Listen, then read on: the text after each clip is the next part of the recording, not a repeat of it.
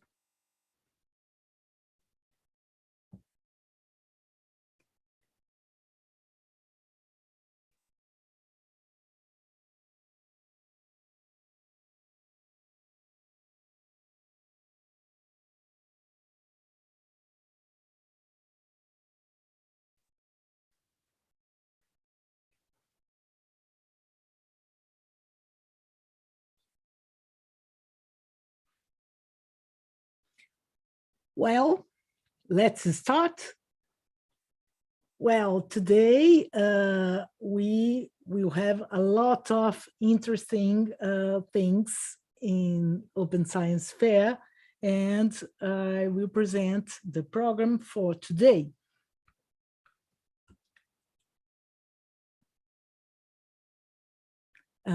Irina, if you please. Hello, Cici. We have really packed our program, and we are very happy to have Laura Rovelli with us for the keynote, and Bianca will introduce her in a second. And then this keynote will be followed by a panel of genes, seeds, and data, the boundaries of property and ethics of openness. And I'm very much looking forward to that panel. And then, as always, we'll have parallel sessions in the afternoon and some demos. And if you're joining us for the first time for this plenary, please keep in mind that you have to register for the workshops and demos. These are different links to attend them. Over to you, Bianca. Thank you, Rina. Well, today, as a keynote, we have the pleasure to present Laura Rovelli, that is a very important actor in Latin American assessment. Laura Rovelli coordinates since 2020 the Latin American Forum for Research Assessment, FOLEC in Spanish, of the Latin American Council of Social Science, CLACSO, and it's a member of Advisory Council of the San Francisco Declaration on Research Evaluation, DORA. Well, it's a very great pleasure to present Laura Rovelli. Laura, please, the floor is yours.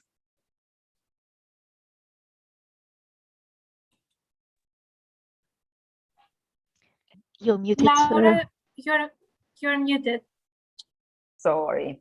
I was saying that it is an honor to be presented by Bianca Amaro, and I appreciate very much this invitation to FOLEC and Claxo from Natalia Manola, Lautaro Matas, and Open Air. It is really a very amazing event that we have been following in the last days. So I will share with you a screen to follow my presentation.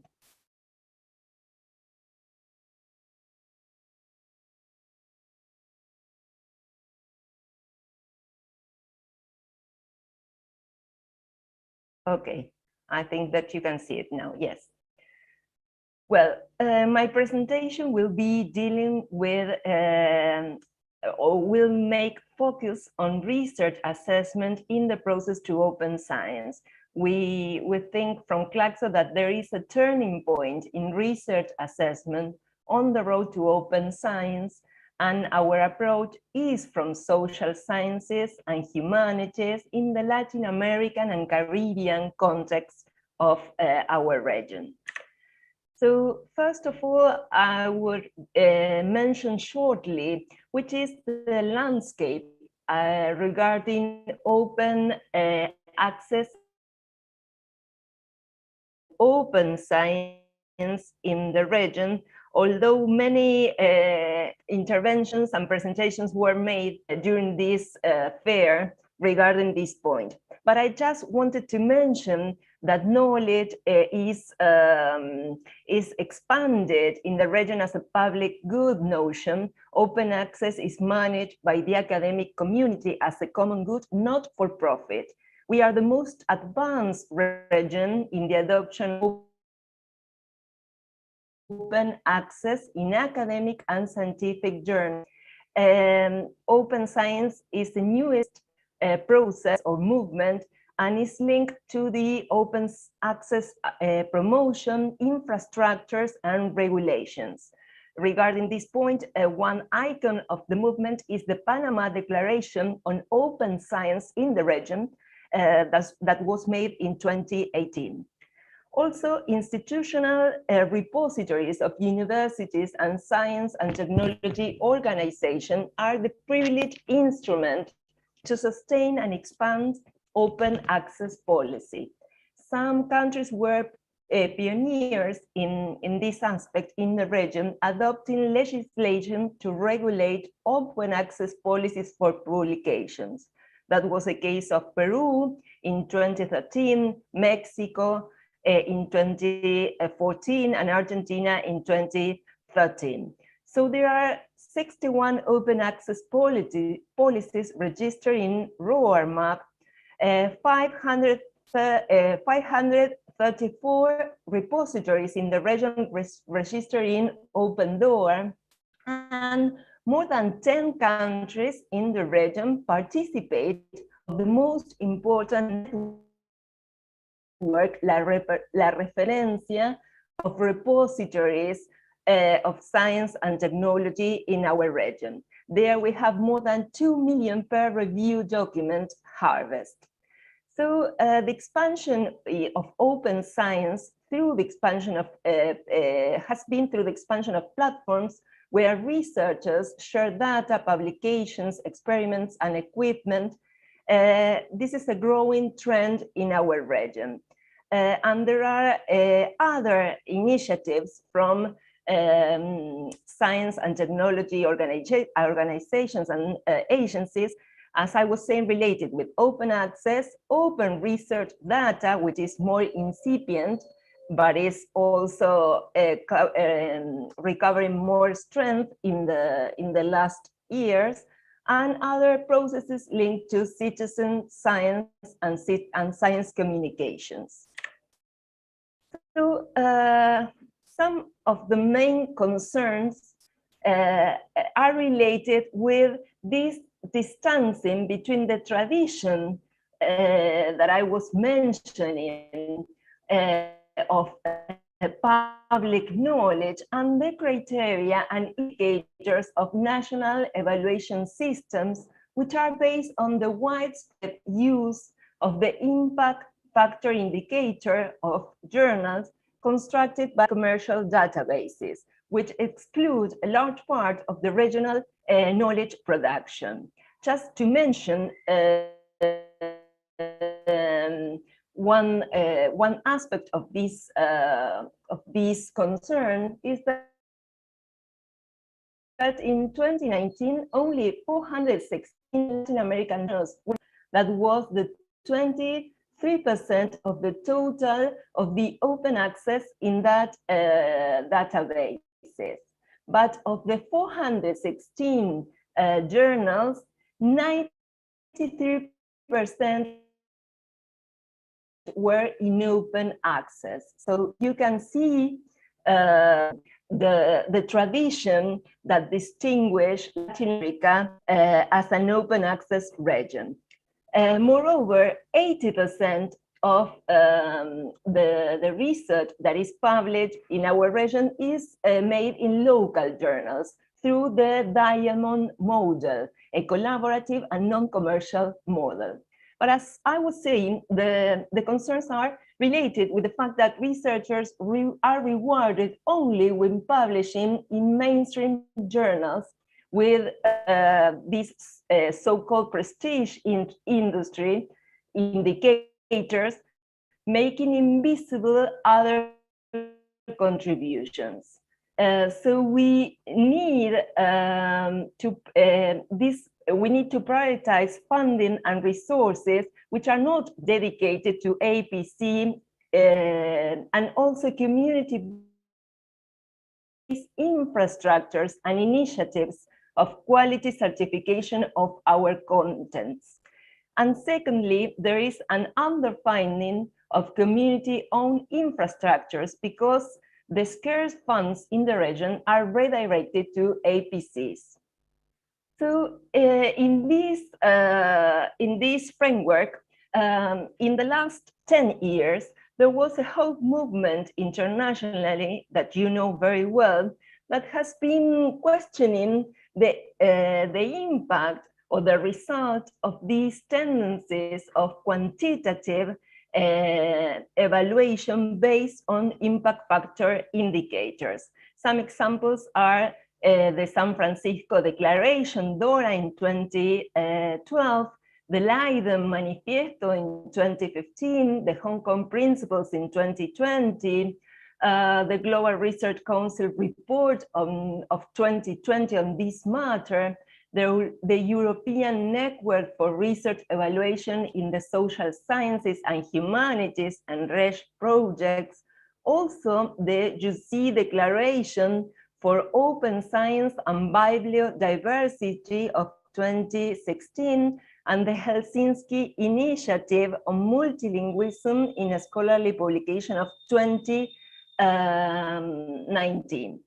So in this international context emerged the initiative of the Latin American Forum for Research Evaluation, FOLEC in Spanish, as Bianca Amaro was saying in the introduction, which is, as I was saying, an initiative that recovers all these concerns and all the preoccupations, of the academic community regarding assessment processes of their careers, institutions, and widerly knowledge. So there was a first seminar that it was done in 2019 by Claxon in the city of Mexico, and there the FOLEC was created and co-organized by the CONACYT, the National Scientific and Technological Council of Mexico, and then there was a second FOLEC in this year, in 2021, co-organized by the National Science and Technology Agency, CONICET, of Argentina. At present, 35 allied science, technology, and higher education organizations and institutions participate in FOLEC. FOLEC was recognized as one of the 15 leaders or mobilizers in the world last year by the Global Research Council regarding research assessment, but our work is not fortunately alone. We are allied and we support other initiatives in the region like Latindex, Biblia, Cielo, Amelica, Oliva, in alliance with Redalec and also La Referencia. Just to mention our concern in the region with research assessment procedures, I would like to mention the manifesto of editors of Latin America that was signed recently, the last days in Latin America, and that created the Latin American Association of Science Editors, ALAEC, in our assessment procedures and criteria in our space, our regional space. So our objective from FOLEC and CLACSO is to work with in a multi scale dimension with science and technology organizations, universities, scientific actors, communities in the region to promote this transformation of research assessment and to have a common declaration and actions to be presented in June 2022 at the 9th Latin American and Caribbean Conference of Social Sciences of CLACSO in Mexico. So as I was saying, we work with the multi-scale strategy. We look for all voices, formats, and perspectives of knowledge production and circulation in our region. We work with three main strategies: mobilization, resources, and research projects.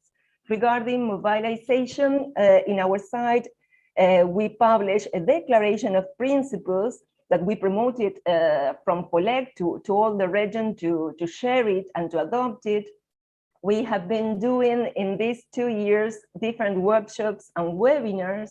And as regards the resources, last year from FOLEC, we work on diagnosis of research assessment in the region, and also a series of proposals to be shared, to be discussed among different actors of the region.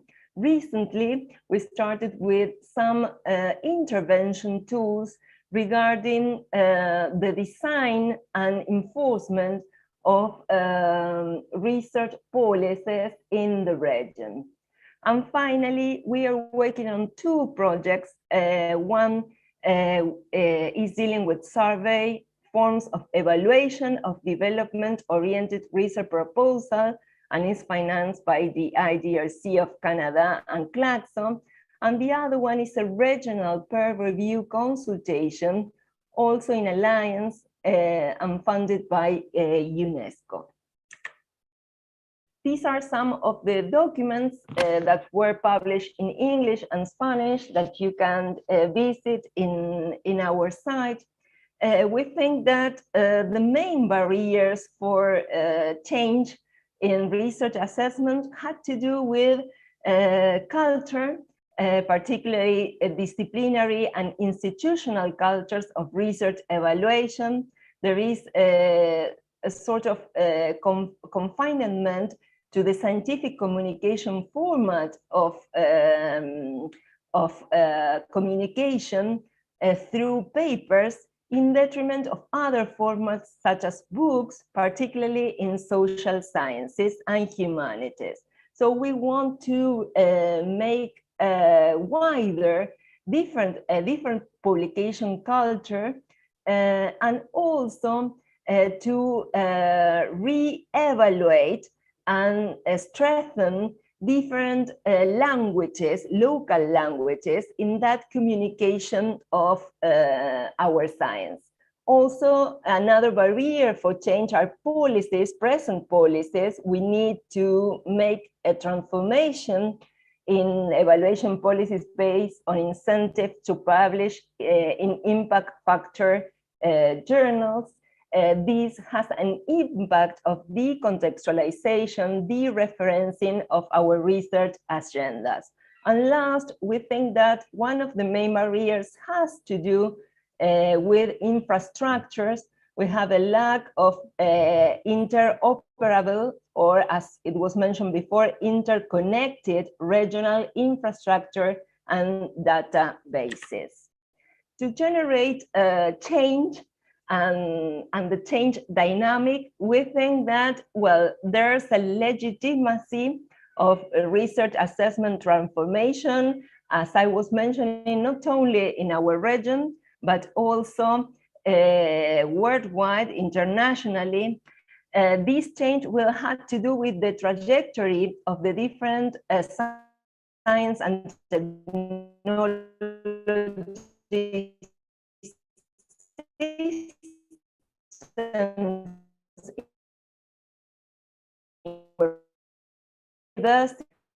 and research cultures, but there is now the systemic one. We need to change the culture, the research culture, the policy researchers in university research centers. But also we need sustainability of these transformations. That is to say, these are long-term transformations, sorry for the noise. As I was saying, long-term transformations, so we need a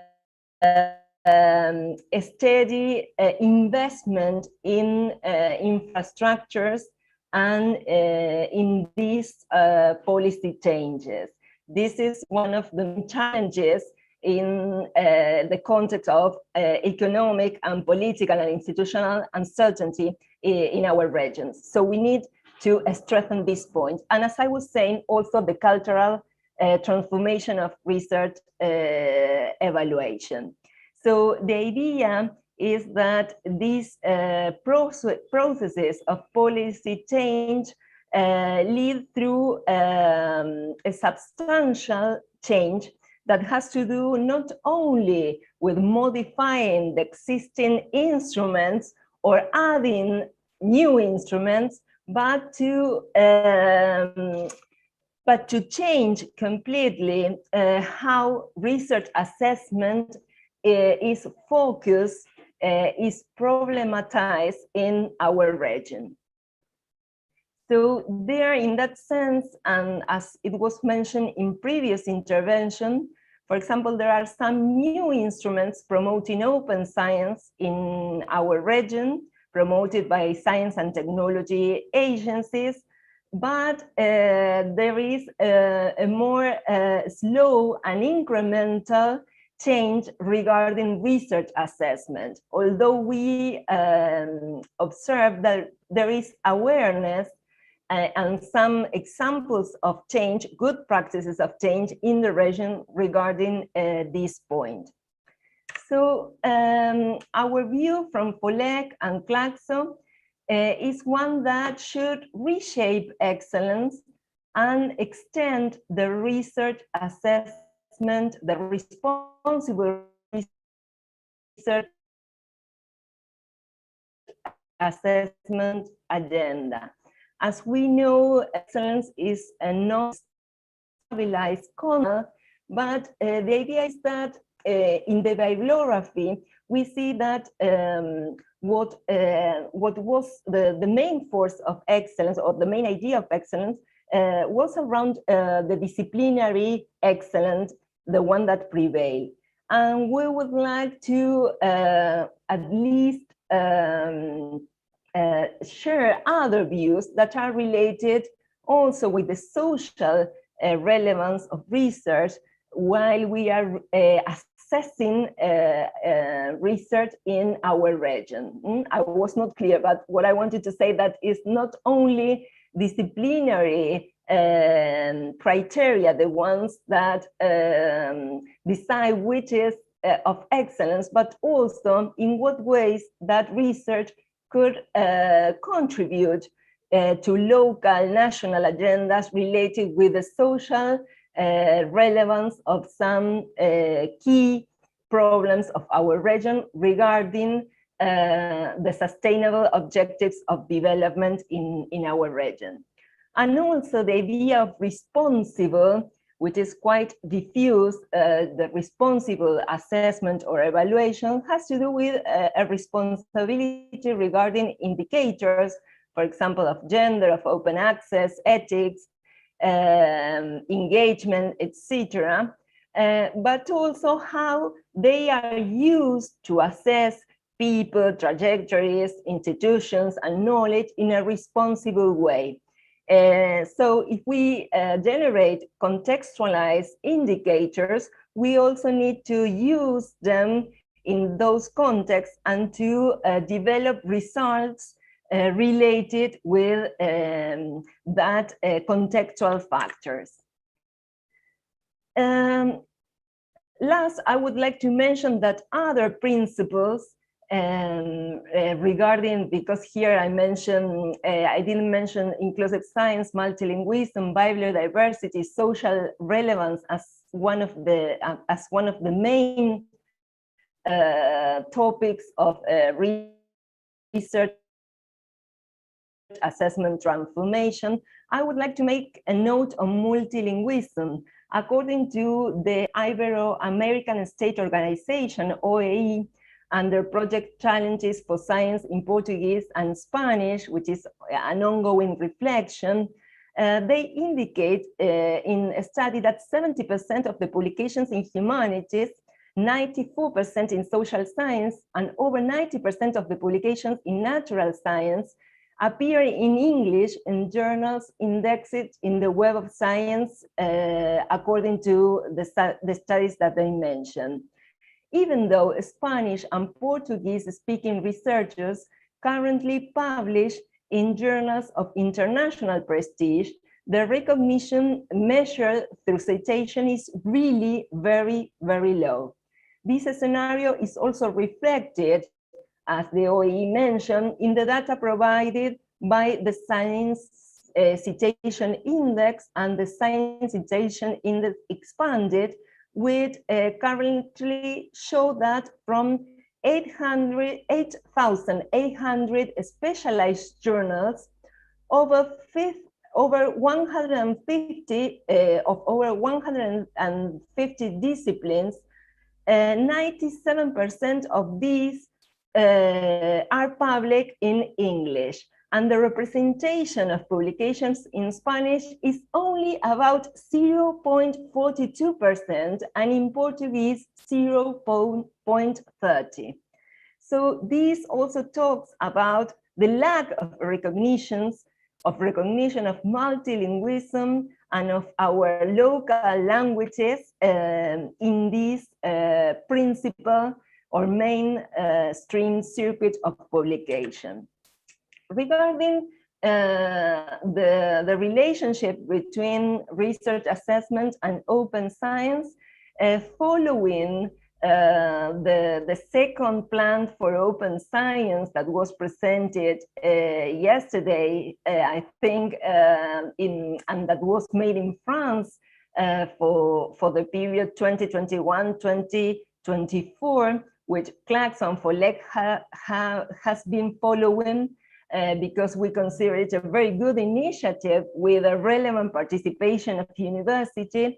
We agree with this plan and with this idea from the French government that we need to recognize open science in research, responsible research evaluation, develop and value open science skills through educational and professional trajectory of students and researchers. As I mentioned before, reduce the influence of impact factor of journals, and as it has been made by the University of Utrecht or the European Research Council in their funding diversity of scientific production in the evaluation of research and teaching staff, projects, universities, and research organizations, and also encourage research centers and organizations to sign up and to support the effective applications of transformative research assessment principles through the adoption of the DORA Declaration, or through the adoption of other regions and in the regions. I would like, if I have time, to mention also the fact that we have been producing in the frame of POLEC a report together with UNESCO, where Reda Leek and Fernanda Beigel, our research advisor in Claxo, have been working on regarding open science and research assessment.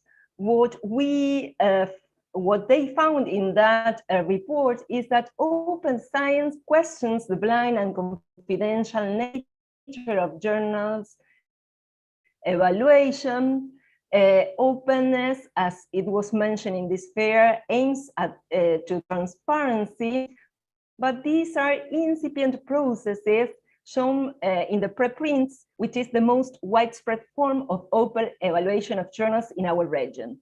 The report also shows that there is some resistance and uneven global distribution in the use of preprints surveys. And in Brazil, Cielo preprint service is the newest 2017.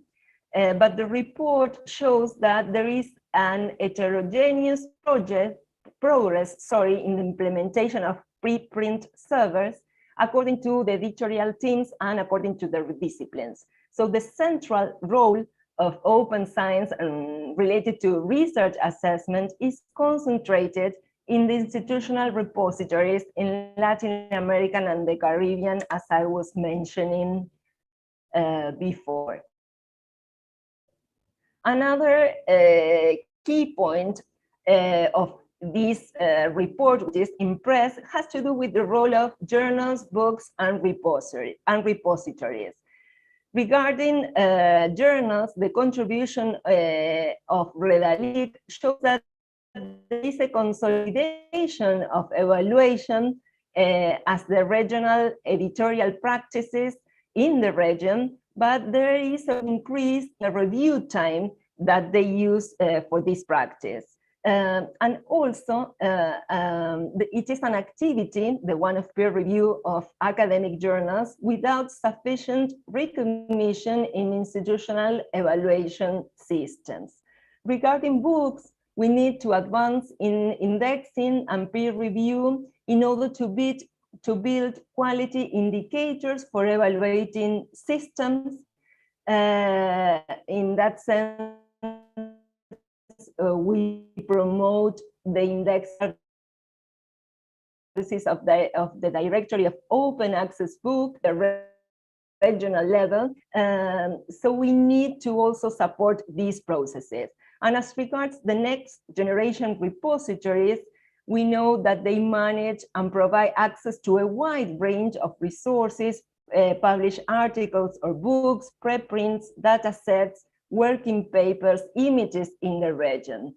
According to a recent report of COAR of 2016, there is an advance in peer review system for scientific production complementary or alternative to journals, and of databases that are uploaded to open data repositories.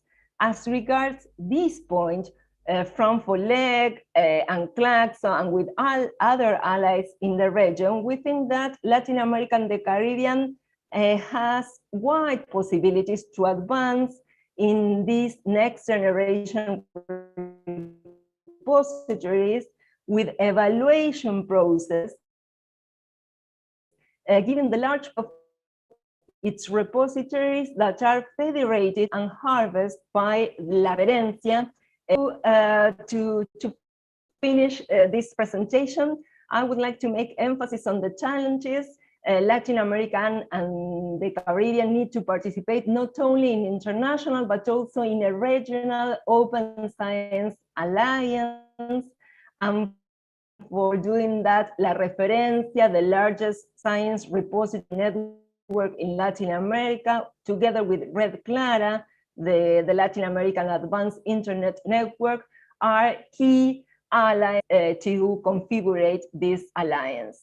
Also, policy designs need to be situated and with a diversity of instruments to strengthen access, openness, participation, and collaboration.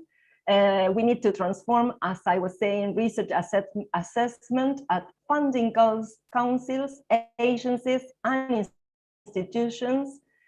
And finally, link financial support to the openness of publications and research data, and to the necessary infrastructures and training of skilled human resources to advance in open science procedures.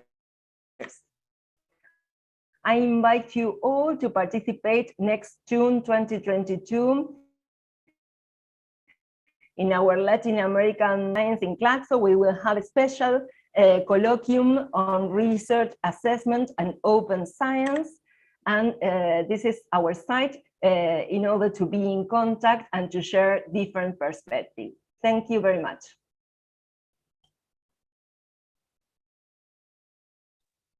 Thank you a lot, Laura, for your fantastic presentation and to give a vision of our region. And I must say that we in Brazil, we have started to discuss with the main actors, agencies responsible for assessment in Brazil, to try to change the way we evaluate our researchers. And I'd like to pass, we have some questions here, and I'd like to do it for you. The first one is from Mika van der Grift, that says, thank you, Laura, for your talk and work. It seems that much research assessment work is happening from organizations and bodies tangential to universities. Could you speak about how you see universities involving in your region to address changes in research assessment?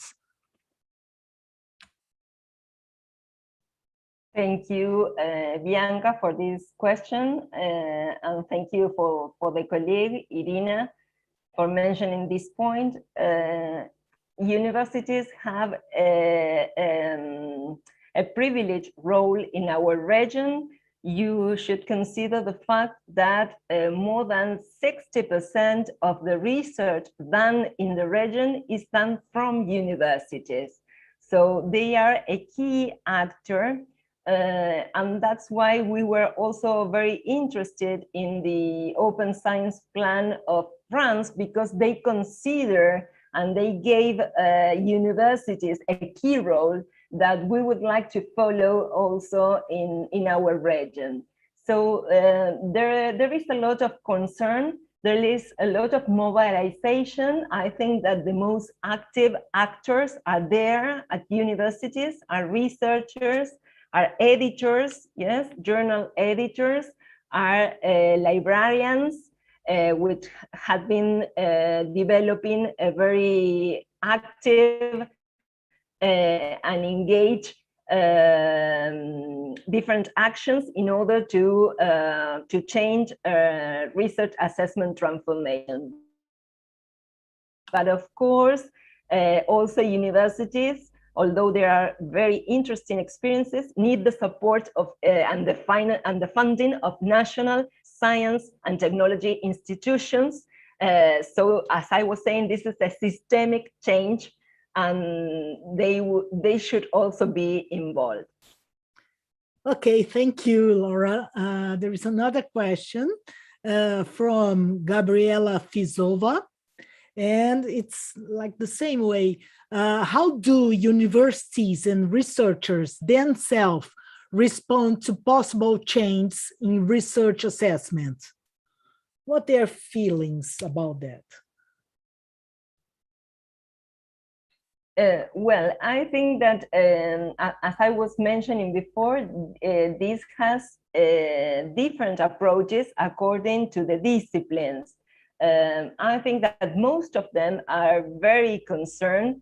The APC is affecting the research capacities and research resources in the region. Young researchers are very mobilized with this issue in the region and in our universities. So they are taking a leading role. Of course, there are some disciplines that are more oriented by international and commercial criteria, because they are talking with that mainstream, but I think that even from those sectors, they are realizing that this model is not convenient and that much of our scarce resources are reorientated to other agendas, yes, that are not involved with our national and local problems. So there is, I would say, some concerns around universities and disciplines, but we need still the redirection of the national systems. Thank you, Laura. And there is another question from Julia Malaguarnera that says, one of the bottleneck of the research assessment is that if there is no alignment between countries, and the precarity of early career researcher can increase. How can the government support the researchers and the university to hire junior researchers? Well, it's a very interesting question. There is no doubt that the pandemic has affected particularly young researchers and women. Yeah, so young researchers are a main focus group on our strategy. And as I was saying, with that, we need to change in area on reinforcing the publication on impact factor journals. Regarding this point, there are some national science and technology or agencies in the region that had made a resolution and some expansion in order to consider in the top ranking of evaluation the publication that it's being done in the regional circuit, that is to say in Cielo, in Rovelli. And I think that that is an interesting experience to revisit and to reformulate, but that is one of the ways in which evaluation could be more diverse and could be expanded in order to reflect the diversity of our system of publication and of our research agendas. Thank you a lot, Laura, for your presentation, for your response. I think that the work FOLIC is doing is very important for our region, and I dare to say for the world, because all world must change the way of the assessment to researchers. And I'd like to say thank you for your participation, and we will be in contact. Thank you, Laura. Thank you very much, Bianca. It was a pleasure. Well, I will present the next steps here in our meeting. And just a minute. Wow. No. Here. It's okay, maybe just hand over to Prodromos and he'll take it from there. And thanks a million for your moderation, Bianca. Here. Irina, please introduce the next panel. I think Prodromos is better positioned to introduce because that's his panel and he's here already. So handing over to you, Prodromos. Thanks very much. Bianca, thank you very much. Irina, thank you very much. I'm Prodromos Tiavos. I'm legal counsel at OpenAir and also head of digital and innovation at the Onassis Group. And I'm really glad to be hosting this panel. The panel is about the different issues we face in relation to the boundaries of property and the boundaries of sharing. And before I introduce the speakers we have the great pleasure and honor to have with us today, I would like to say a few things about what is it, what are the key issues we are facing in relation to sharing. The area of openness, the ways we share different things is something that is with us for at least now, it's actually over 3 decades, it's almost 4 decades in the digital world. And we started in the early 80s when we had the first open source licenses, which they have been in a sense an amazing innovation, but at the same time something which was really self-evident. So open source software, what it did, it actually used a legal form, which were public licenses. In other words, standard licenses to which everyone could have access. And this by itself was an innovation. You didn't need a lawyer in order to release source code. And by releasing source code and by making sure that people would have the ability to make changes to improve it, scientists basically expressed in legal format things they were already doing. And they opened a new possibility in the property regime. So property, intellectual property and copyright in particular, for those of you that are copyright scholars or are following the history of digital copyright, it's pretty much a very artificial construct. And this artificial construct, which allowed to have a property right for something intangible, which at the time was software only, created enclosures that wouldn't work. They would be contrary to the practices of the scientists at the time. Eventually, this became a major trend. Now it's mainstream to be using open source software wherever we are using open source software. But in the late, in the turn of the century, it gave rise of the 20th century to the 21st, it gave rise to another movement, which was very important, which is open access. Most of us have experienced that. We talk a lot about how we're going to achieve open access. And gradually, in the past 10 years, we talk about also open science. And in these transitions, we had the concept of openness being there, and it started referring to different things. So we talked initially about source codes, which behaves in a particular way, but then we moved to speak about open contents. And there again, the contribution by Creative Commons has been immense, having a standard license, which everyone could use in order to share their content. And then we moved to data and open science. And there, it wasn't just licenses we used, but we started working also on the technicalities, on the technologies behind it and the technicalities. Practically, how you do it. What does it mean institutionally? How should we change our universities? Shall we change our publishers in order to do it?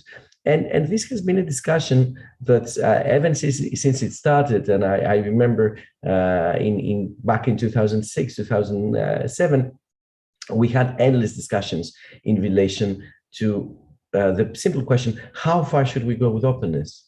Are there boundaries to that? Shall we hardwire certain things on our licenses so as to actually prevent users which we wouldn't like as scientists or would be unethical.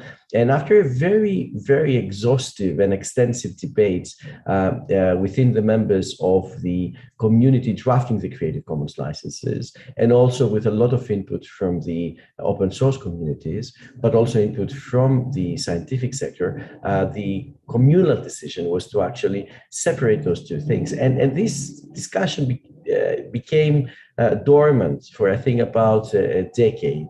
And then suddenly what we've seen over, especially the past 3 to 4 years, is that this discussion reemerges. And it reemerges as a discussion about not just the limitations of property, which in a sense was the question that we have asked in relation to open licenses. I mean, the open licenses in a sense was an answer to that, but also a question in relation, I wouldn't say necessarily the limitations, but I would say the conditions of openness. And this is a very heated debate because people that want to discuss about that and actually discuss about that, they have very practical problems. It's not just a theoretical or ideological one, which it is, but it's not just that. Is what's going to happen with the increased extraction of value from scientists by private entities? What happens when you release your research using open licenses and then you find it on a closed platform? What happens when your data sets are being extracted, repackaged, and then reducing the access you have to them? But similarly, more complicated problems arise, like, okay, we talked about data, we talked about source codes, we kind of talked about services with GPL Affero license, but what happens when we live in an era of platforms, when there is not such a thing as the web? When most of the services actually are being produced by and consumed on platforms, which do not necessarily are not necessarily of a public nature. So the question of openness it also reemerges. What does it mean to be open in an era of platforms? And also what it means when the thing you're opening, it contains other, let's say, shades or colors of rights which go beyond property. What happens when personal data are involved? What happens when you have to adhere to ethics rules? So these are the questions that our panel is going to discuss today. And I have the great pleasure to have today with me three, unfortunately not four, very distinguished guests. We would have Josie Fraser as well. Unfortunately, she had a personal issue, so she very kindly asked us to excuse her. I'm really sorry Josie's not with us today. I hope she's going to be in one of our following workshops and seminars, as she's a very important figure in this area. But I have the pleasure of having with us three other people also very involved in this discussion. And I'll say just a few things about each one of them, but then I'll pass the floor to them and initially to initiate a first, let's say, position in relation to the issue, and then we'll try to discuss it further. I asked the participants of this panel not to produce any slides, precisely because an online event, you've seen too much of that, unfortunately, the past 18 months, and I think being more in a dialogue form, it would make it more lively. So I'll start with Olga Zorzatu, who's a lawyer and a researcher on ethics and deontology in Biomedical Research Foundation of the Academy of Athens. Olga is one of the leading experts in the area of IP and bioethics, but also in terms of privacy law, both a practitioner and at the same time an academic. So first, I'll pass the floor to Olga and ask her for an introductory statement in relation to what are the challenges in your work, starting with telling us what it means to work in an organization, which is a research performing organization, and having to deal with how you open your data, and then you don't open them actually. I mean, there is an open license, but by the way, there's this whole list of limitations that you have to adhere to. So what's your perspective of that, Olga? Wow. So first of all, thank you for the invitation. It's always a pleasure to participate in events that you either coordinate or participate, and it's a wonderful opportunity to exchange views. So thank you for this this actually chance that I have to talk about things that I handle and I face every day. I'm afraid that the answer is not very short, and I only have 3 to 4 minutes, you said, for a short statement. Check if you're 5, we'll live with that. Yeah, so I'll try to make it exciting. Make it exciting. Okay, wow. So that's a challenge. So I'm afraid that these are pretty boring stuff and having to do with bureaucratic issues that we face. So we know for a fact that scientific data are constantly generated through new technologies, and we all get to benefit by the new technologies, and we're all talking about machine learning and AI, and this is a sort of a trend. Right now, having a lawyer's degree is not enough. You definitely have to do some maths, physics, and chemistry aside to understand all of this chaos that's going around us nowadays. And the vast amount of data, what we call this big data, that is out there, and the way that these are combined gets even more complicated when AI tools come into place.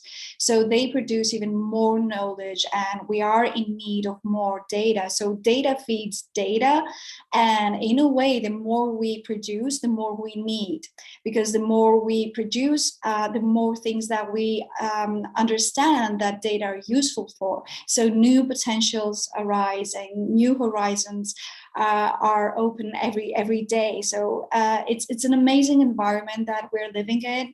It's quite chaotic, and among other challenges, as the purely technical that I just referred to, we as legal scientists are also having to do with the ethical and deontological issues and aspects.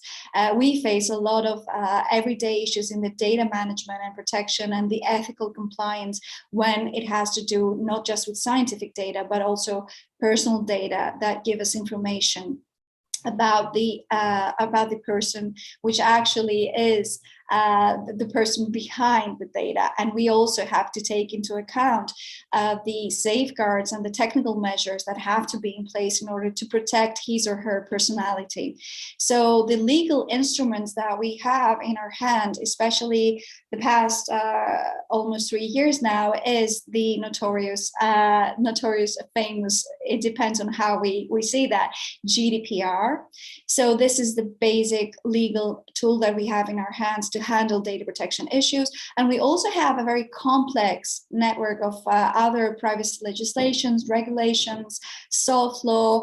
On top of that, codes of conduct, case studies that are out there every day from DPA authorities, from the national courts, and you name it. This is getting even more complex network of competent supervising authorities and committees having to collaborate in order to ensure at the end of the day the compliance of research studies and how this data is legally transferred and legally processed. So the responsible research that we are all equally talking about has a lot to do with the information of the people who actually handle the data. To that extent, the Technology Transfer Office play a crucial, important role in safeguarding these rights and also promoting new knowledge to be produced. So they are in this, let's say, very important place, the Technology Transfer Office, where they have to keep the balance between research from the one hand and participants' safety, personality safety, information safety from the other hand. And on top of that, I would like to share from my everyday experience all of these bureaucratic hurdles that we have, all of this administrational procedures, and how we have to streamline all of these paperwork that comes from research ethics committees, and which one do we have to prioritize. So we have clinical trials, for example, when we have to do biomed research, but we also have the research ethics committees in the institutions that produce the research, and then we have the scientific boards of hospitals where clinical trials take place. So we have like 3 bodies which are competent, and they have to issue 3 decisions for the same thing. And this gets very, very complex. The IP ecosystem. Plus the DPO. Plus the DPO, yeah. Plus the DPO. Which is actually a huge discussion. We could have a panel just for DPOs and DPAs. So the IP ecosystem gets even more complex if we consider that what I just described is the national complexity. If we consider that now in Europe, even though we have GDPR and that was supposed to defragmentate all of this chaos, unfortunately, it didn't manage to do that. So we have European fragmentation, we have a member state fragmentation in regards to the national legislations.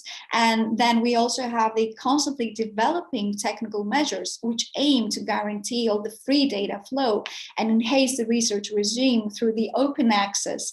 And we have the open access tools and mechanisms which also must abide by the specific IP laws. Then we understand, and what life or what everyday contact with research has taught me is, and I want to conclude with that there are only two ways forward. So the first is to keep up with the progress. If that means that we're lawyers, but we have to take extra IT courses and AI courses to understand what all of these these acronyms mean, then yes, we have to do that, and vice versa. If researchers have to get educated for their ethical and legal issues that are behind their research, they most certainly have to do that. And also, these skills need to be developed and need to be increased among all stakeholders. That means experts that are in data protection authorities or research ethics committees, investors, participants, society as a whole, all of the patient organizations when it comes to medical research. So increasing awareness and training is the first key element. And B, the second one is to strike the balance between research and respect to autonomy. So we have to have the safety mechanisms, a sort of a check and balance system in research where we respect the individual autonomy with all these tools that I just described before, but at the same time, we reassure and guarantee open access to data and research and production of new technology, because research is all about new ideas, new knowledge to get out there and reach society and go back for the benefit of society. Wow, quite bleak as an image of what it means to be from both sides, what it means to be a lawyer for researchers, but also researcher working with lawyers. I'll return to, I keep as your main point the need to actually learn the one world to get in touch with the other, but also the high level of complexity and multiple regimes of regulation, multiple ethical committees or scientific committees, organizational structures, laws of different kinds, and also within something which you mentioned also very important. They are very different institutions within a single organization, the tech transfer office, the ethics committees, it could be the open access people if there is a library. So there are multiple stakeholders which you also have to navigate in order to release data openly. Let's stick to that at the moment. So let's leave Olga for a moment with her bio-legal stuff. And then let's move to Alec's world. Alec, can you tell us a few things before anything else about your new endeavor? You were telling me last night when we spoke, I was totally fascinated because I think it's very much in the cracks of what we're discussing right now. Maybe I'll start with my old endeavors. Hello, my name is Alec Tajkowski, and I've been involved in all aspects of open basically for the whole of my professional career. And throughout that period, I worked on open access and open science, open education, open educational resources, open data and open government, some aspects of open heritage. I never did open hardware, and I don't understand. You're not sure. You may have done it. About biology and medicine, so you will not see me in that line of work. But I'm speaking about this because this is a really important thing for me, and I feel I've been involved. You gave a 40 years perspective, so I didn't get that much done, but still for a pretty long time. But And for 10 years, I led a Polish organization called Centrum Cyfrowe, a think tank working on these issues. And since this year, I'm a co-director of a new foundation called Open Future, where we are a European think tank for the open movement. So all these things are dear to our heart. Due to the wonder of online events, I stepped down from the CC Summit to come to your Open Science Fair. Usually it would require probably flying somewhere between Lisbon and Athens, which would be tiring, stressful, unenvironmental, and expensive. This way I'm still at my desk and happy to be here. But I'm coming with a fresh head from a community that's celebrating a 20th anniversary, and we believe that it's an anniversary where it's important to acknowledge the successes, to understand where we are, but also to challenge some assumptions. And it's very interesting to hear many people mention that. And this is something we want to do with our foundation. For me, as a person who's been working on this for a long time, it's sort of giving also myself a new perspective on these issues, challenging myself, to figure out what's still, because I think a lot of things we're doing are not yet finished. Open access in its traditional form should not be questioned, just to be clear. There are a lot of areas where that's as little and as much as we need, and it's still a challenge. But I'm happy we are discussing these new issues. Olga, you focused on this theme of a balance between sharing and privacy. That's how I understand it. It's a very tricky balance. I want to speak maybe from a slightly different perspective on value, using one example which concerns a project that is very dear to me, and I think one of the most important projects in the world, which is Wikipedia. It's not often considered as research data. I think we could argue it is. It's not often called open data. They call it wiki data, but it is open data. And it's one of the biggest and strongest and most successful planetary open projects. And what happened there this year is that Wikimedia launched something called the Enterprise API, which is an API that provides Wikimedia content to, most importantly, very large commercial players. For example, like Google, who've been using Wikimedia content for a long time. You get basically Wikipedia results all the time if you search. And one aspect of it is technical. They clean up the data, they format it on their side so that the companies don't do it. But then they say, and we're going to charge you for this. And if you look back, there are some signs. There's, for instance, an op-ed written by Catherine Maher, who was at that time a CEO of Wikimedia, which said these big companies that are profiting from the commons somehow should give back to the commons. We don't know how. We don't think this should, for instance, be regulated.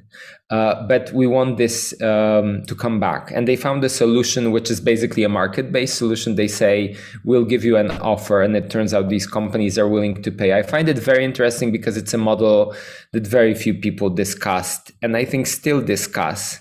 We usually see this as a legal issue, as a licensing issue, and the finances can happen on their own, but there's no structure to it. Wikimedia says, no, we actually think we need to add this financial element to this. It's about sustainability, and I would say it's about giving back. So when you ask how to give back to the community, this is for me a very interesting case to look at.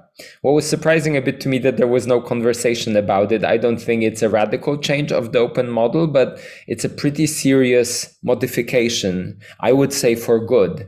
But one that says, Olga, you mentioned how we lawyers now need to learn about technology and biology. In this case, I would say open advocates need to learn about economy, basically, something we were avoiding. So maybe I will finish here with this example. I think there was a comment also by Natalia that open model is not necessarily a free model. And we know that ever since it's Richard Stallman, and not free as in free beer, not free as in free speech, not as in free beer. But Alec, I think what is very interesting here is how you talk about Wikipedia as a scientific project and as an open data project. And can you tell us a few more things about that? And at the same time, what can open science and open data projects learn from Wikipedia in that respect? So this is a moment where I start to think whether I'm being radical without having a sense that I am. For me, this is sort of I've been my sort of education around issues like open science, also citizen science, make this for me a sort of very natural way of thinking. But I can acknowledge this can be controversial. The way I see it, and I also had it in my notes. In general, I think about all these open efforts in a very interdisciplinary way, because I think that's how open works. It breaks a lot of boundaries, interdisciplinary boundaries, institutional boundaries. Obviously, probably the Wikipedia as whole, it would be a bit of a long stretch to say this is a scientific endeavor, but I think it also shouldn't be questioned that the resources are used by scientists. And probably in many cases co-created. Maybe a side note is I'd actually like to see a lot more of that. I think it's a very important public role of academics to contribute to public knowledge, and this is one of better ways can do it. But maybe that's a side note. But I think, for instance, if we look from the perspective of infrastructures, and I imagine this is and I know it's a big topic for the open science community, there are of course specific academic infrastructures. And Wikimedia is also a huge planetary infrastructure. And so what can happen there? Well, I think they should be connected. They should be connected at technical level, also, but more important at governance level. I think if we understand what is the benefit of this unique, maybe also unusual resource, I think it should be simply part of scientific infrastructure. And there's a lot you can do to add maybe one more angle to this conversation. Again, at the CC Summit, there was yesterday a conversation about, the title was link rot. So basically things disappearing off the internet, which is a big structural problem we're facing. Issue. Added to that was issue of disinformation, and an argument was made that basically quotation is what fights disinformation, and you need to be able to point to something with a quotation to do it. One of the speakers, by the way, was Brewster Kahle, who runs another huge planetary open project called the Internet Archive. And also talk how that fits. For me, it all fits together. But basically, I would say the ideals are the same and the goals are the same. Maybe the infrastructures are not yet connected, but I think a lot of the ideas, the really interesting for me ideas around open science, where it tries to look for new ways of doing science, new ways of communicating, new ways of sharing knowledge, very quickly lead us to think of this as some connected space. Lots of issues here. I think I'll return to Olga because we have a question which is addressed to her, but I'll return to the question of infrastructures. Let's all remember that within the open science community, you mentioned it, Alec, research infrastructure is a huge thing. And sometimes it's juxtaposed to infrastructures like the Internet Archive or the or Wikimedia Foundation, which are more private-driven than necessarily state-planned. So this is a question of whether this different institutional nature causes kinds of disparities and how they can truly interface. But before we return to this one, let me go back to Olga and ask the question which I see in the Q&A, which is about how, all right, there is this tension between privacy and openness, what Marcus Konkol asks.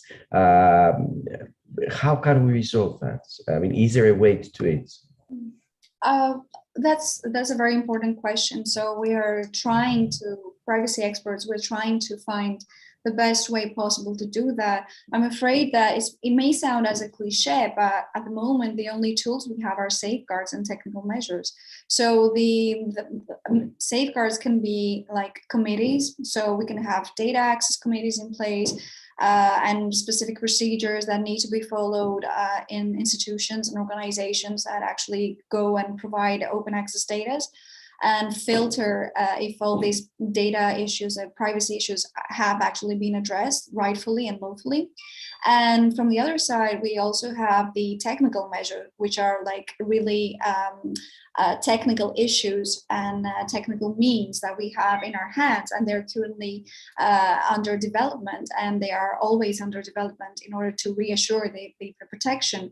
So, and this is also the letter of the law. This is what GDPR states, especially when it comes to research and Article 89. It only refers to these two, the technical measures and safeguards.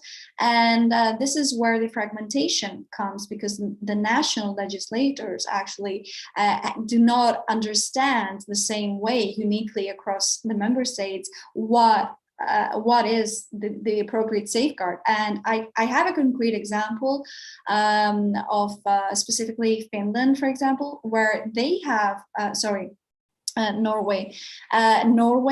They do address the safeguards in a very generic way. So they say that their national legislator says that we have safeguards, and this is up to the data controller to have them in place and check them and to reinforce them as technology progresses, but they don't have specific systems. While in Greece, for example, we are very, very detailed in our Greek law. So we have a cryptography of data, or we have the DPOs in place, or we have, it's a very analytical way that the national legislator addressed the issue.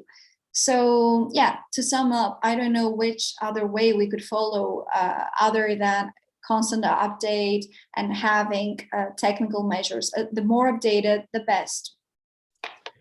Olga, in that respect, do you see a disparity between what happens in Europe and what happens in other places in the world, in the United States or Asia or Africa? In that respect, do you think we are too Europeans in a bad sense, that we have too much red tape and perhaps the US is better? Or I'm not necessarily going to talk just about China, but other Asian countries as well. Oh, so that's a huge question, Prodomos. You challenge me all the time. I mean, the US is like many countries together. So if you're talking about California law, there are currently in discussions for a new legislation, which is pretty close to GDPR, to be honest. So I guess that we inspired them, Californians. I mean, California is traditionally it's looking very much towards Europe in quite a few senses, also at moral rights, for instance. Exactly. So if you go also down to other, areas like Texas, or if you go more north, or even perhaps east side, you can see different legislation or approach. So yes, to sum up, Europe has a different tradition, and that goes back to the 80s and even more, maybe to the 70s. If we consider also the Hesse legislation, which was in Germany, the first actually legislative document that we had on data protection. So we have a different culture, I may say, but countries in Asia, like India, for example, they're catching up very quickly. In Africa, there are many studies out there for the African countries and the legislational approach that they have. Then again, it depends on which country we're talking about. So South Africa has a very strong, the POPI legislation, which is well defined, and there are certain mechanisms which we could parallelize to GDPR to some extent. So it depends. From a global view that I have, to my knowledge, of course, because these are constantly updating, and honestly, I cannot, keep up with all the national legislation out there. But from the bird view that I have, Europe is certainly different, and we can see that problem was also in the AI sector. So we are about to vote as a European Council and a new piece of legislation, which is currently a proposal for the AI regulation. So definitely we are the first globally to have an AI legislation. So Europe has this tradition of being the first to put hands on difficult and quite tricky legal issues. There is a kind of follow-up from this question that very much has to do with the flow of data across different regions, and it relates very much to this debate, which is very strongly presented every year. It becomes a more crucial issue, which is about this cyber balkanization. They talk a lot about cyberspace, but it also has to do with the flow of data and the flow of technology. But would you see these kinds of regulations we have in Europe creating barriers for scientists in terms of how they could actually share their data openly outside, in that sense, making an open license impossible? Absolutely. The more safeguards we have in place and the more bureaucratic procedures, the more issues we have. So at this point, I would like to draw a line between personal data and scientific data, because it's not the same. Not all scientific data are personal data and vice versa. So when we talk about open access, we usually have in mind scientific data, and that these are anonymized. Things get tricky, and we have to be careful when we have personal data either encrypted or pseudonymized behind the open access data.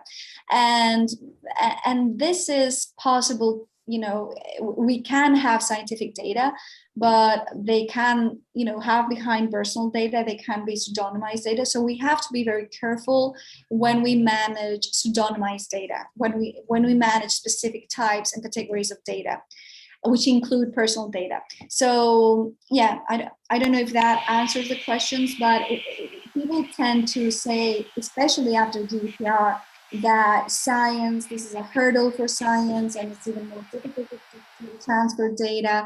The answer is yes and no. Traditionally, it was always difficult to transfer to the US. That's why we had this specific privacy shield regime, and it was the safe harbor back then with 1995-46 direction, and then we had the privacy shield. So it is always difficult to transfer personal data, but it doesn't go the same. The discussion is different when we're talking about scientific other types of data. Yes.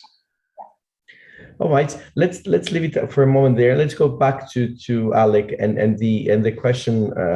By the way, Gloria Origi, she texted me that she's at the doctor with her son, so she apologizes. She will connect as soon as she can. So that's why I have these two. It's not that I'm ignoring Gloria; she's not with us. So I'll pass. I would be happy to continue this topic a bit. Can I add to what Olga said? Yes, you can. Switch topics. No, you go for that. So then I have a special for you after that. I have two comments. One is, Olga, you talked about the AI regulation. There's actually a lot going now in Brussels. The famous professor of AI, Luciano Floridi, talks about the regulatory pentagram, which sounds almost occult, but there really is a lot of these acts. And there's also a lot on data. And without going into details, there are two documents. One is Data Governance Act, and soon there will be a Data Act. And what I find really interesting in them is that, I'll be very frank, they sometimes seem confused as to whether they concern personal or non-personal data, industry maybe data, and they make sense often when you think about one type of data. So you take some piece of regulation that, for example, concerns industrial data, which is usually not personal, but not always, and it makes sense. But you think of it that there might be personal data aspects and the whole model seems to break. And this is really a fundamental challenge. Obviously, there's a strong digital rights perspective, which basically at best would say, okay, so simply remove personal data from scope of any data governance that would enable reuse, right? It's a very strong data minimization principle. But I think in the end, even the digital rights activists acknowledge it, even if maybe not publicly. This is not sustainable if we want research to happen, even if we need it balanced with rights. And if we're not obsessed with innovation and market growth, for instance, academic research needs to happen. So I think this is a very tricky issue. And if I can give one example, again, straight from the CC Summit, this is a case we're looking at. We call it AI Commons. And it's a by now pretty well-known story about that the major AI training data sets for facial recognition consist of openly licensed photos. It's a story by now almost 10 years old, which is interesting. Starting in around 2013, these companies started basically picking photos for data sets. The reason they took openly licensed photos was partially permissions, but also they liked that they were the so-called faces in the wild or photos in the wild. You know, on places like Flickr, you can find photos that are blurry, people shot from different angles. If you wanted to recreate that in the research conditions, you'd pay some fortune to photographers, basically to make bad photos. It's very interesting. I saw data today where it turned out a lot of these photos are, for instance, tagged weddings. It turns out weddings are great places to get data for AI training. Who would have thought? I'm joking a bit, or to get data in general. My auntie used to tell me this is the best place to get data. So yeah. I think it's quite traditional. Some of these data sets are huge, millions of photos. Some are small, several hundred photos. In each case, these data sets are basically foundational for whole branches of research, whole branches of industry. And this is, for me, fascinating. Of course, it raises a lot of privacy challenges. This is framed this way, but also it's a really interesting story about value building, ethics of research, ethics of corporations. The typical response is there's some problem with open, that this was shared and made people vulnerable. I think the response is there's some problem with those creating these data sets, that they didn't ask these questions. They were building the data sets in the end. Their response, of course, was there was no copyright. We were allowed to do this. People gave permission. I think that's a bit, today we can say, too simple answer. I just saw Gloria joining us, so I'm really glad. Sorry for the delay. Thank you so much, Gloria, also for making the time. I'll just make a link for you to get a brief also to what's all we're discussing now with Alec and Olga. We're discussing the question of how it is possible to balance between openness and at the same time ethics. And Alec was just making the example or the case of what happens with the reuse of openly shared images of persons, of faces, which they may even have the consent behind them, or another legal basis for processing. So they may be lawful, both in terms of data protection, but also in terms of copyrights. But still, the question is to what extent is this something which can be done? And Alec posed the question saying that it's not necessarily something which is easy. It has an easy answer. And I think one of the primary questions, going back to a point that Alec made before, is to not just think in terms of how lawyers to think as scientists and scientists think as lawyers, but also trying to understand which are the value models behind this. So passing the floor to you, Gloria. In the cases where we actually openly sharing data sets, and we do that using legally open licenses, and let's say that we can find a legal justification, we can find a legal basis under GDPR in Europe. To what extent, which are the ethical concerns that should be there, and how can we actually voice them? Because it's important not just to talk about ethical concerns, which we may have post factum, but also how we can find a very functional way to voice these ethical concerns and make sure they're respected by platforms in particular, which tend to extract data and value from multiple sources, particularly open licensed sources. Yeah, this is really the question. I mean, we have gone from an era in which openness was only a positive value. I mean, let's say the late 90s and the beginning of the 2000s, and to that era, sort of golden era of openness, to an era in which privacy and other concerns, I mean, are still more important than the concern. Are as important as and as vulnerable as the concern for openness. So there are many ethical issues that should be that should emerge. I mean, in a more articulated way. That the GDPR was, of course,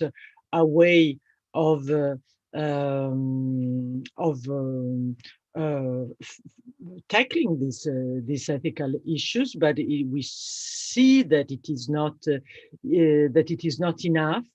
Why? Well, because I think that one of the most important issues here is, let's say, transparency and comprehensibility of what can be done with your data. So we can give access and we can give consent to the treatment of our data, but still we can be ignorant about what this data are used for, and this is an issue that goes beyond the mere consent. It goes with informed consent. So I not only I give my consent, but I give my informed consent. That is, I understand what is happening with my what is happening with the information I give away. And so issues that have to do with the problems, I mean, the ethical issues that we should tackle now are ethical issues that are also, let's say, epistemological issues, in the sense that people should understand what's the process behind. And this is a big sort of obstacle in giving a sort of informed consent. And well, I don't have an answer of how these practical issues, the ethical issues, can be tackled today, in the sense that it is a process. Things are evolving, and Europe is ahead in many ways. I mean, on these issues, and. But I remember last time we met, I gave a sort of list of priorities for what are the ethical, the most urgent ethical issues that each platform should deal with, and I insist again on the fact that the value of comprehensibility and understandability and transparency are the ones that should be addressed by the regulators. By the regulators. Yeah, thank you very much, Gloria. And I think what comes out of this discussion, and by the way, I would like to thank also Michalis Kritikos is with us. Also, we've been yesterday on a panel together from the European Parliament, and has shared a study on EU Health Data Center and a common data strategy for public health. And Olga has shared also the digital health data space, which is another way Europe tries to address these issues in a techno-regulatory fashion. So it envisages these spaces where data exchange can safely happen. And I think, Gloria, this relates also to your work on trust and how we can develop trust methodologically. As you mentioned, it is a methodological question to a great extent, how we can tackle these issues. I'll go to Alp for a second before going to Olga for one of the questions that had been posed. So listening to Olga, I was wondering, I remember when with Alec we used to work together on CC licenses as part of the CC community. And Alec, back in 2004, we had all this discussion, we shouldn't add extra copyright issues on CC licenses when we were forming them in their early versions. What we see now also from Gloria's response is that we have, in a sense, two different loci of regulatory intervention. We have a more self-regulatory one, which is the creator of the picture, possibly the subject of the picture. I'll take your example with the weddings. And this person is self-regulating herself by essentially releasing it, and you could consider that as a form of consent. It's a big discussion. And then the second locus of regulation, the regulatory intervention, is the extractor, the platform that actually extracts value. So in a sense, that's what that tells us, and possibly it leads us back to the old days of cyber paternalism. It tells us that the state should intervene at the level of platforms, and we see such a movement throughout the world in all major jurisdictions, and try to implement certain principles. And Michalis Kritikos yesterday from the Parliament gave us a list, and Gloria in a previous panel a couple of months ago when we've been together again, she also gave a set of principles. So we are starting to think of how we should be regulating these spaces. And Alec, in your work, you talk also about these public spaces, public digital spaces. What should they be? So is there the kind of regulation that we were looking at? Is it a regulation of how we should create these new public spaces, which are not public actually? Maybe I'll start by saying that I really believe that Europe should build its approach to digital environment, which is a regulatory approach. There is this concept of the Brussels effect, which basically says we will not be very good on innovation. Let's not kid ourselves, but we can be a regulatory superpower. Some frame it as pretty controversial because that would mean we use this regulation basically to force others to adopt our regulated environments, and then be dependent on them. And some probably would even call it the form of European colonialism. But let's leave that alone. I think this space needs to be regulated. The question is how much. I think the easy answers for me are around digital rights. We need regulation that gives us guardrails for protection of basic rights. We seem to agree on that as in the European policy debate, but in practice, it's not so easy, as seen, for instance, in the current debate on AI Act, where the proposal to ban facial recognition, seen as a very controversial technology, is clearly not an obvious one, and there's going to be a lot of controversy on it, and I'm not sure where this debate will go.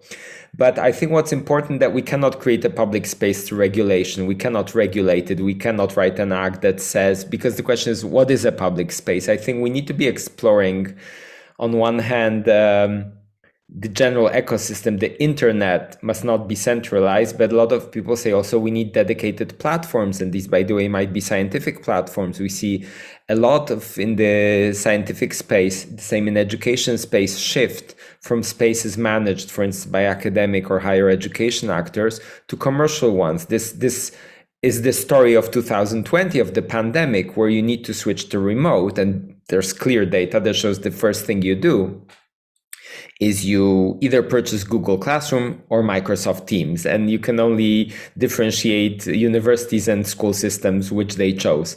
There was a very comment made very quickly by an engineer from University of Delft Technical University, Seda Gurses, who said, it's a pity that all these budgets didn't go into a public Zoom infrastructure. The technology is there. There were EU projects funding, everything, fiber, protocols, clients, you name it, but we didn't put it together. Instead, we had this money siphoned out. Yeah, come on, you have open source, you have JIT, you have alternatives. There is a reason why people went to Zoom. Why we are on Zoom right now.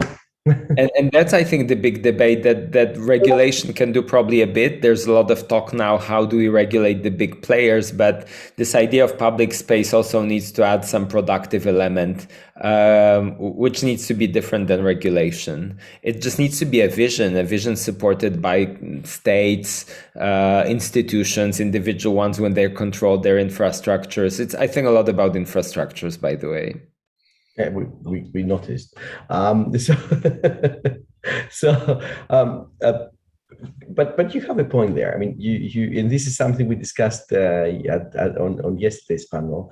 And one of the things we had a heated debate in relation to the question of design, and there is this concept of, and I always disagree with my friend Michalis Kritikos on that. There is this discussion about, is it possible to have let's say ethics by design? Is it possible to actually, in the same way that becomes even a rhetorical question, to have privacy by design or openness by design? I don't know. I will go to Olga to ask her that question as a practitioner. I mean, we talk a lot. If you have your research hats, but now I want you to be grounded on your actual reality in working in the biomedical sector. All these approaches that bring design as a solution, are they any close to reality? Honestly. Well, it depends. If you mean we shouldn't be recording this. She should be able to speak freely. If you mean the checklists that are out there, if you mean the check and balances that we have out there, I mean, this is the way that we have and the way that we know how to address this issue, the risk and benefit issue. So at the core of the autonomy and the protection of the autonomy of the participant, traditionally in the biomed community, we had the risk and benefit balance. And the tools that we have out there are specific. We have the informed consent procedure, for example, and this is something that we know how to do, and this is something that we've been traditionally doing the past years. When GDPR came into place, that became even more complex because there was a different consent for data protection and for data processing, and things were quite complicated because people didn't ask in the former informed consents for biomed research for the specific data processing consent, and we were sort of like lost in translation about consents. And when we talk about consent, we mean about data protection, or is it just the biomed consent? And all of these issues, the legal issues, somehow have to be addressed, and the ethics is there to safeguard. So in many countries, research ethics committees are considered to be the safeguard for the protection of the individuals when they participate in biomed studies. And to that extent, I don't know if that's ethics by design or how we should call it, but it's definitely one of the tools that we have in our hands. And at the time being, there's an over-regulation. There's like a plethora of legal new laws in place. I mentioned here the European health data space, and we are working in many infrastructures, in big infrastructures like B1MG, for example, which handles genomic research and secondary use of genomic research.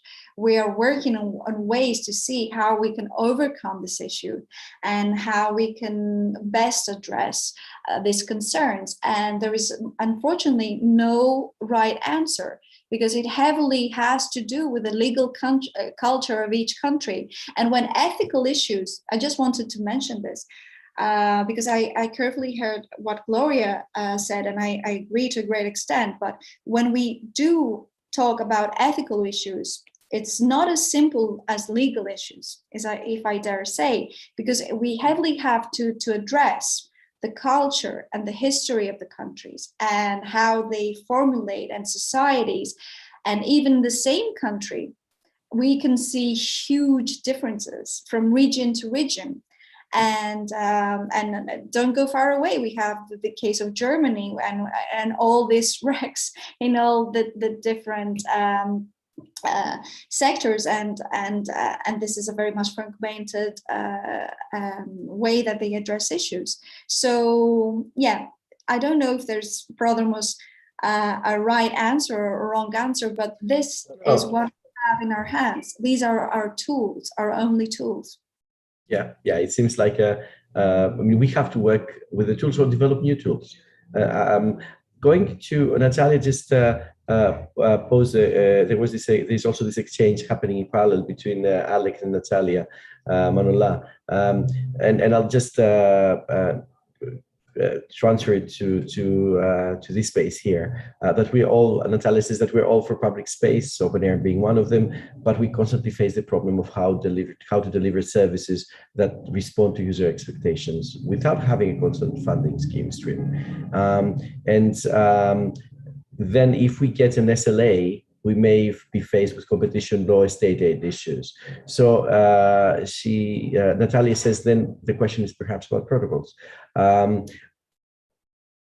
Alec? Do you want me to respond to this? Yes, because I think it is an important question. I mean, you wrote a few things, but very on a line, because protocols, open protocols is basically where this whole discussion started from. I mean, half a century ago. I mean, that's the internet. Can you tell us a few things about what's your position on that? And I'm sorry, I thought maybe this is a public chat, but I realized this is also streamed on YouTube where this is invisible. So first of all, I agree that protocols are crucial, but this immediately makes me think there's interesting work done by a researcher called Niels ten Heuvel. He recently published a report with the Ford Foundation. He basically participated in protocol governance processes in bodies like W3C, which sets the internet protocol standards, and discovered that there's very often a risk of protocol capture, basically because to run the complicated story store, there's little civic participation. These are complex processes, very time consuming. Corporations send their representatives fully paid, and civil society sometimes gets some amateur, not amateur in a good sense, but sort of someone doing this kind of as a hobby or civic duty. So protocols are not only the answer, and a lot of the protocols are from the start defined as control mechanisms.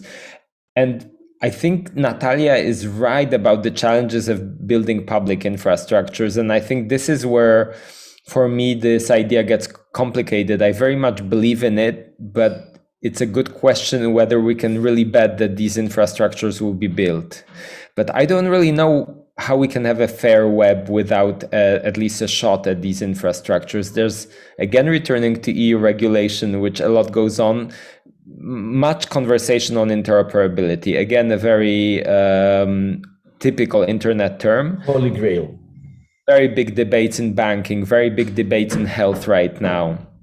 Also around social networks, there are proposals in the Digital Market Act, for example, to really force these platforms to be interoperable, which basically means adhere to protocols and open up APIs that would make their content available to competition. But the question is, who will be competing with them? And will these actors respect societal values? And it seems the easiest answer to that would be public actors. There are very interesting ideas around, let's say, public broadcasting equivalents on the web, but I will admit they sound for now a bit fantastical. So I think, Natalia, thank you for your comments. I think they lead to really some very complex issues. But again, ones we need to tackle, and maybe I'm looking to big, maybe for example, I think some people say these needs to be baby steps, components of systems, solutions, I don't know, in research space, let's deal with some tiny aspect and make it interoperable, set on open protocols. I don't know, I'm also curious what other think about these issues. I think this is the debate, and I think that's why we're having this panel at this fair. I think this is the frontier. That's the next frontier. How do we open up platforms? How do we open up all these things? Taking inspiration from the point that you made before, Alec, the baby steps, I'll get back to Gloria and ask the question that Patrick Fuhrer asks.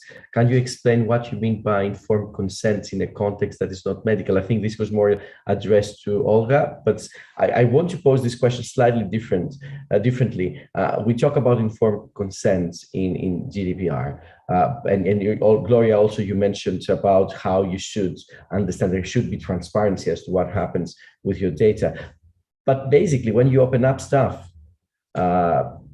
there's not really, you don't know how they're going to be used. So what is it that we are asking? Are we asking for a global transparency obligation for all platforms? Is that feasible? Similar question to the questions that Alec posed. To what extent can we impose in a regulatory fashion the creation of a public digital space? What would a digital public space look like?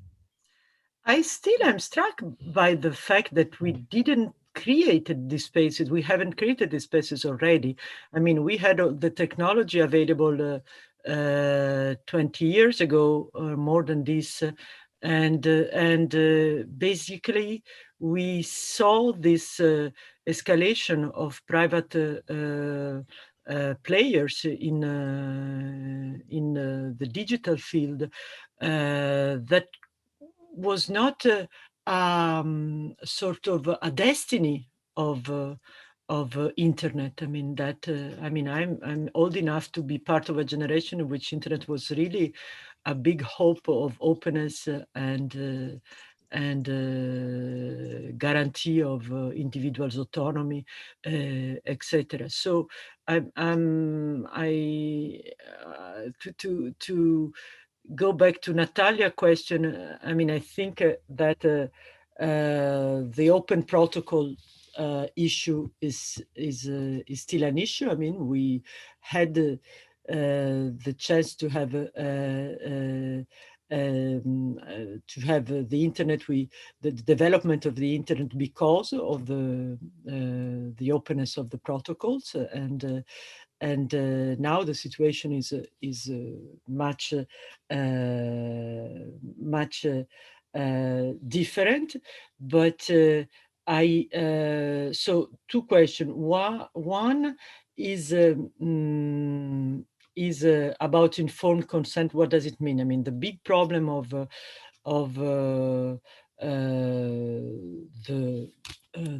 big problem that we face is the problem of opacity, the fact that systems are used to make many systems are used to make any sort of decisions that impact our lives, and it is difficult to make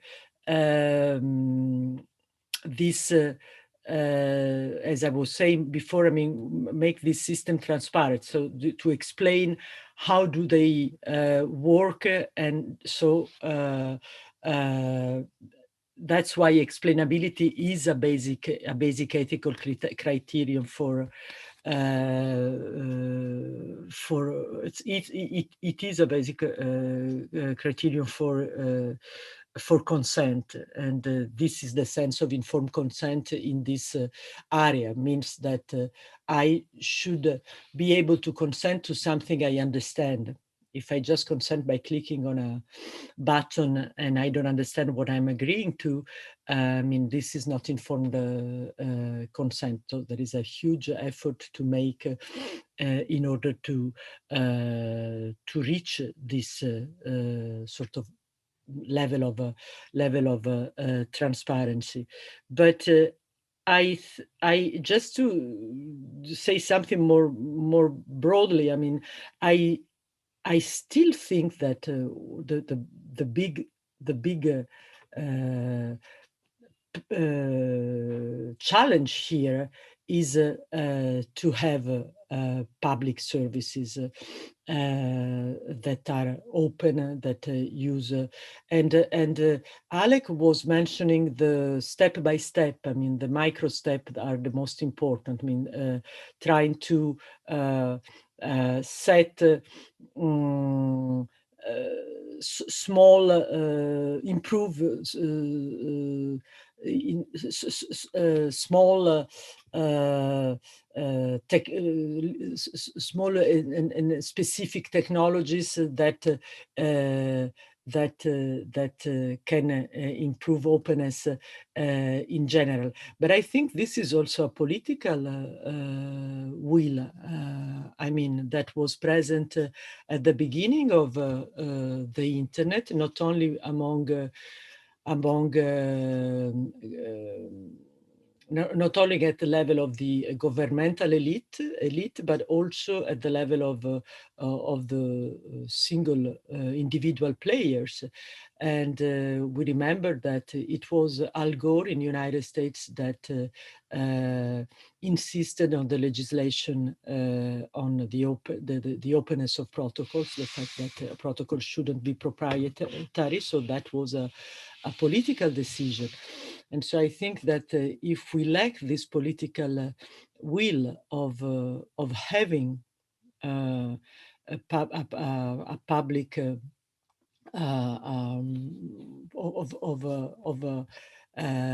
having public services as we can have, I think about universities as the building blocks, for example, to construct and have enough knowledge in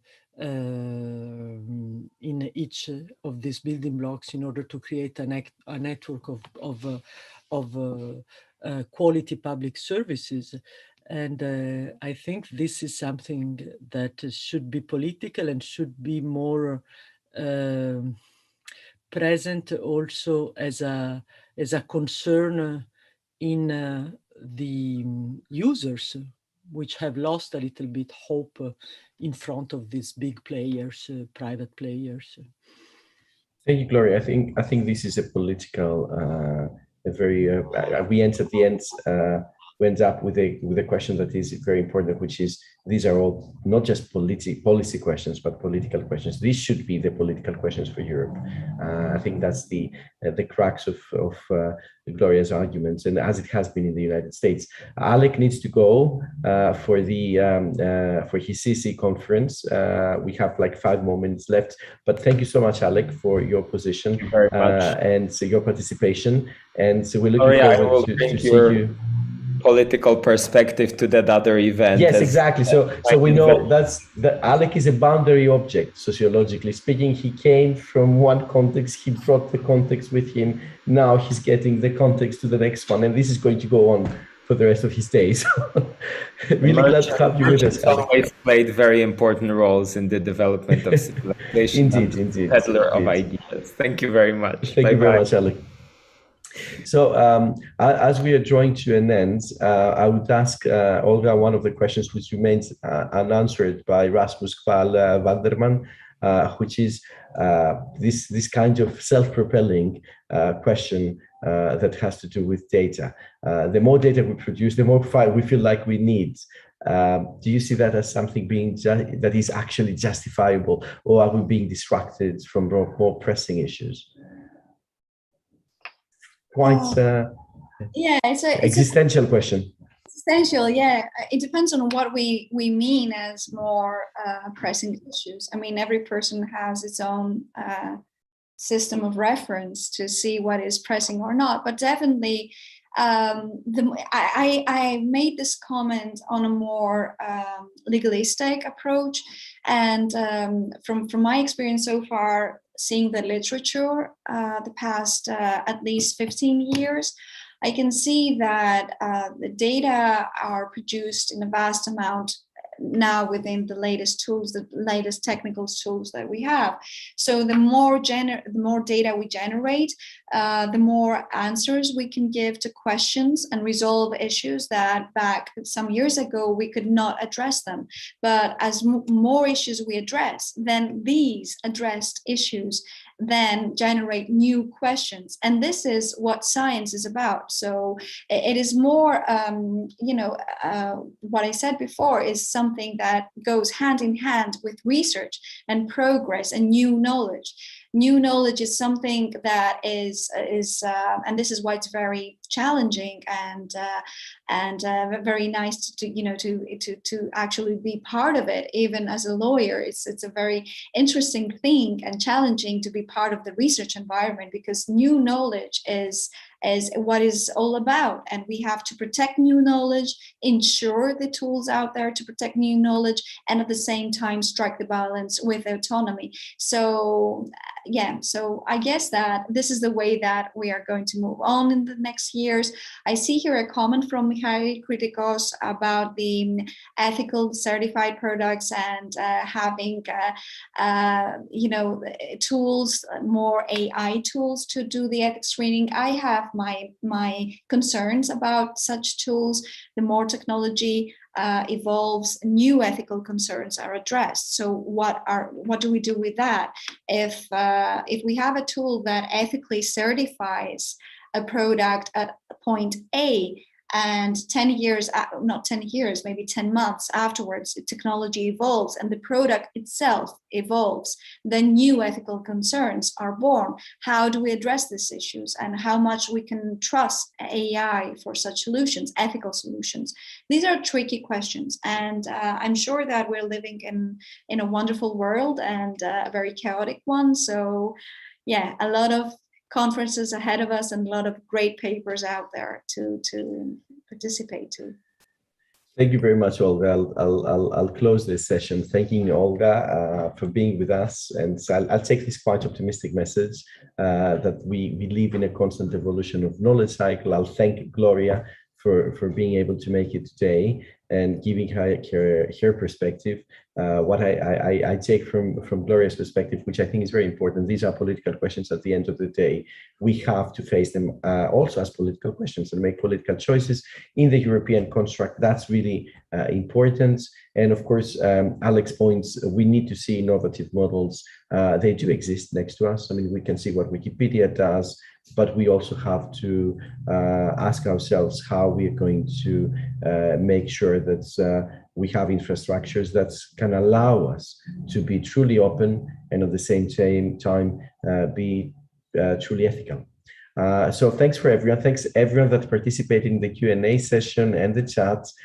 We are more than happy to continue the discussion further offline. Open Air will continue to investigate these questions. So thanks everyone. And Irina, I don't know whether I should pass the floor now to you.